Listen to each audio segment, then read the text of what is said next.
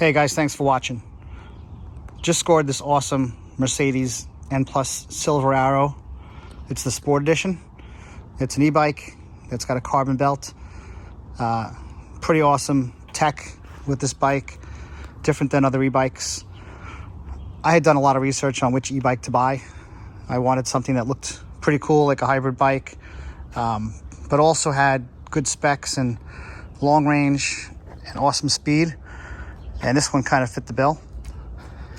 Just going to give you a quick 360 tour of this thing, and I'll have some other videos with regards to some of the details of the bike.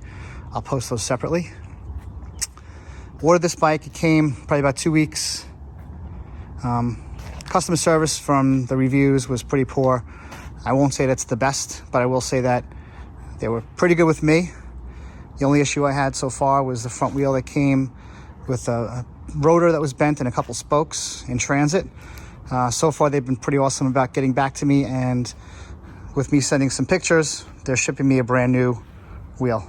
So when I put that on, I'll also have a video of that, along with some of the fenders and some of the other things that I'm going to have.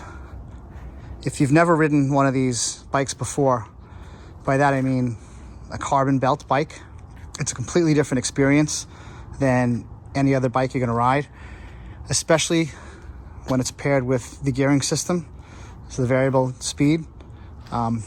Chain link, clicking, funny sounds, can't change gears while you're standing still, but with this system you can. It's silent. I'd almost compare it to the sound of a Tesla when you're riding. Very quiet. It's pretty sick.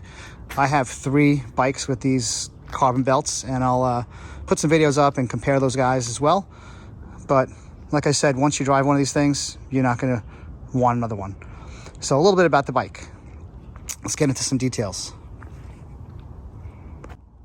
Mission control here, if you want to call it that. It's got a pretty cool, awesome dashboard here. It's got your battery life, your speed, your pedal assist levels, and your range. And I haven't gone too far with it, so I'll have to follow up with another video on how that all works. This is your up and down mode buttons for switching between different parts of the tech. Another button down below. It has a security code you're going to have to program here. Again, I'll get to that in another video. This is what I was speaking of with regards to the Enviolo variable speed transmission. It's an unlimited gearing system, so that means that there's no 1, 2, 3, 4, 5 gears. It's simply from 0 to infinity. You just turn this as you like, and you'll see here, it just basically changes the tension that's down here on this carbon belt.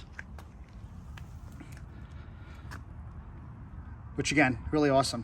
Essentially in here, there's I guess some kind of tension that pulls this back and determines how hard you have to pedal and what gear you're gonna be in. While we're down here, we'll have a look. This is brushed aluminum, and it's actually got a really cool, slick finish on it. So I feel like it's gonna be difficult to scratch. Charging port down here for one of the batteries. Second one is down here behind the seat. Looks like there's a tail light on there. The battery is actually here in the seat post, which is pretty cool. 70 mile range, they say, 28 mile per hour speeds. Just riding in front of the house, I got up to about 24 in a couple seconds. Haven't gone too far beyond that. Tires are puncture proof. So almost like a hybrid tire for the street in the middle. It's got some knobs on the side, so if you want to go off-road. This is the hub that houses all the gearing. Pretty awesome. See the disc brakes as well. Kickstand, very solid. I know it's just a kickstand, but just goes to the quality. Pretty strong, well made. Going to the front again. Cables are all tied awesome. I'm not so sure what they're using here, but this grip is holding them all together well. For the brakes, and I'll get into these details again in another video. Really nice place for you to insert the mineral oil to help everything keep lubed.